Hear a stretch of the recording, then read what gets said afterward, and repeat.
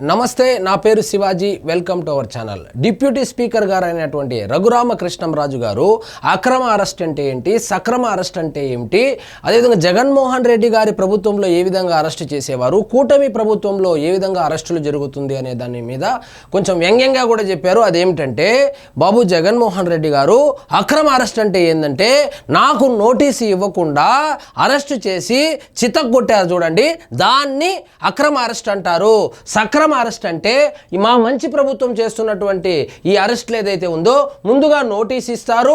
Notice ఇచ్చిన తర్వాత కూడా కింది కోర్టు, హైకోర్టు, సుప్రీం కోర్టు వరకు కూడా వెళ్ళి బెయిల్ తెచ్చుకునేటువంటి అవకాశం కూడా, అంత టైం కూడా ఇస్తా ఉన్నారు.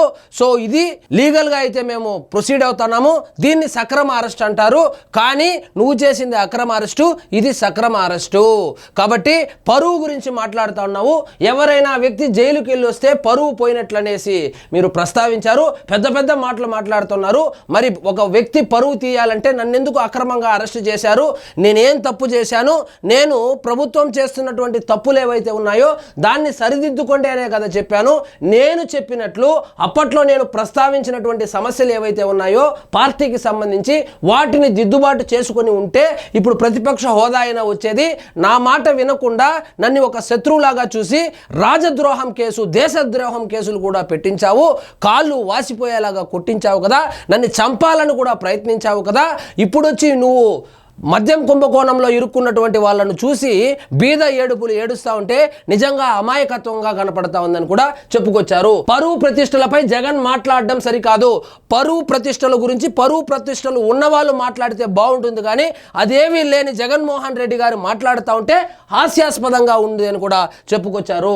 నాకు నోటీసులు ఇవ్వలేదు, ఇప్పుడు చట్టబద్ధంగా చేస్తున్న విమర్శల, నాకు కనీసం నోటీసులు కూడా ఇవ్వకుండా అరెస్టు చేసినటువంటి జగన్మోహన్ రెడ్డి గారు ఇప్పుడు చట్ట ప్రకారం నోటీసులు ఇచ్చి వాళ్ళకు బెయిల్ పొందేందుకు కూడా సమయం ఇచ్చి తర్వాత అరెస్ట్ చేస్తూ ఉంటే, అరెస్ట్ అయిన తర్వాత కూడా ఇక్కడే కొంచెం వ్యంగ్యంగా చెప్పారు, రాజభోగాలు అనుభవించేలాగా కూడా మేము వసతులు కల్పిస్తూ ఉంటే మా మంచి ప్రభుత్వాన్ని పట్టుకొని ఇది చెడ్డ ప్రభుత్వం అనడం ఎంతవరకు సమంజసమని కూడా చెప్పుకొచ్చారు.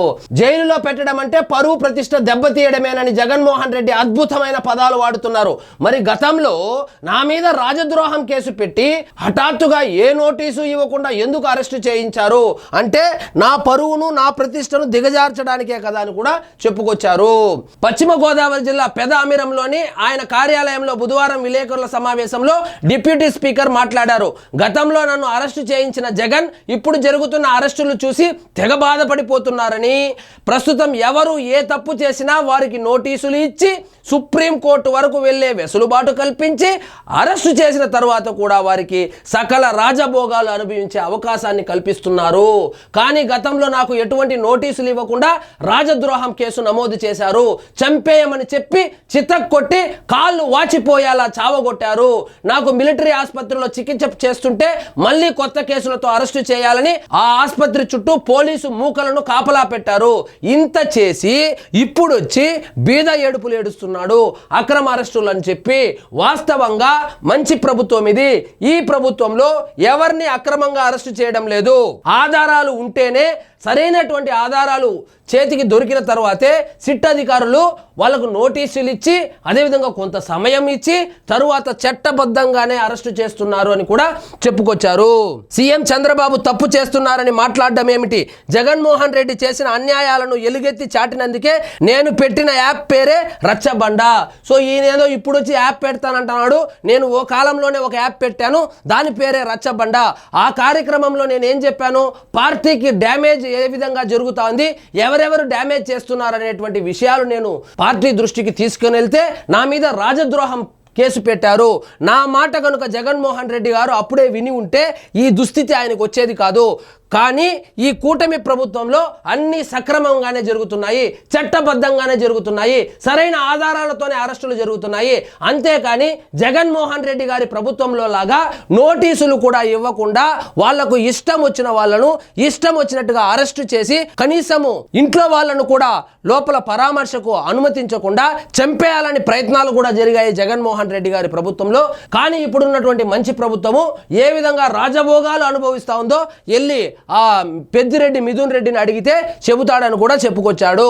సో పెద్దిరెడ్డి మిథున్ రెడ్డికి సంబంధించి ఆయన అడిగినటువంటి అన్ని సౌకర్యాలను కోర్టు ఆయనకు కల్పించింది. అదేవిధంగా ఇక ములాఖతుల విషయానికి వస్తే రోజుకు 2-3 ములాఖతులు తీసుకుంటున్నాడు, ఇష్టమైనటువంటి వ్యక్తులను కలుస్తా ఉన్నాడు. సో ఇది మంచి ప్రభుత్వము, రాజభోగాలు అనుభవిస్తున్నారు మీ అరెస్ట్ అయినటువంటి వైఎస్ఆర్సీపీ నాయకులు, నువ్వేం టెన్షన్ పడద్దు. సో అరెస్టులు జరుగుతా ఉన్నవన్నీ సక్రమమైనటువంటి అరెస్టులే, న్యాయబద్ధంగా చట్టబద్ధంగానే జరుగుతూ ఉన్నాయి. అక్రమ అరెస్ట్ అంటే నువ్వు చేయించావు చూడు, దాన్ని అక్రమ అరెస్ట్ అంటారు అని కూడా చెప్పుకొచ్చారు.